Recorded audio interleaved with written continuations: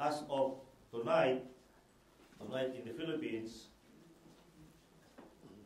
the Maute group burned several facilities: the St. Mary's Church, City Jail, the Ninoy Aquino School, and the Dansalan College.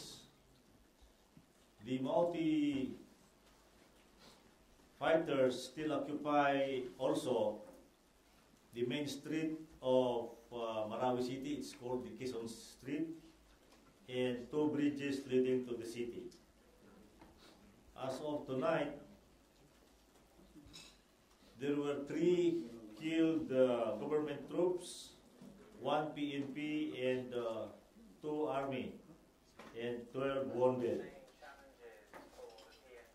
The whole of Marawi City is blacked out. There is no light, and there are snipers, Maute snipers all around. So the troops are still on holding, and several troops elements have already joined them from other neighboring units.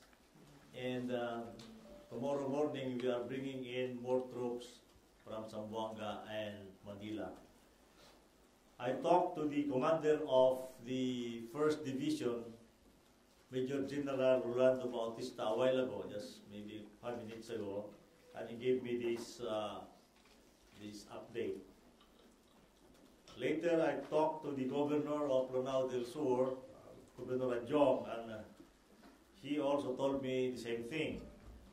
Now, there are no civilians are roaming around. They are all in their houses, but there were several houses also that were burned surrounding the other facilities that were burned earlier.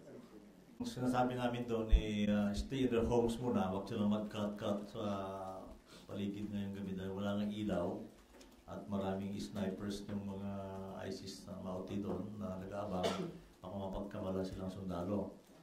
Also, the soldiers will also might mistake them to be the enemy. So, stay put muna sa mga bahay nila. And then tomorrow when it's light, malalaman natin ano pang gagawin natin doon. We may require them to get out of the homes or evacuate them, but we will provide the evacuation facilities like transportation para makaalis sila kung magkaroon talaga ng house-to-house fighting dyan sa Marawi. If it's an ISIS attack, does it mean that it has an international body?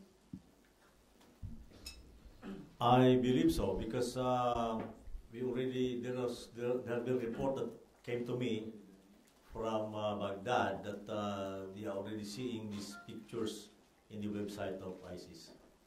I don't think there is a lot of intelligence. Just appreciation of the intelligence that was lacking there. Baka hindi nila akala nila kaya-kaya, but you know, it's just there's intelligence there. It's just the appreciation of what the intelligence means that medyo nagkamali sila. So it was not a lapse? There was no lapse?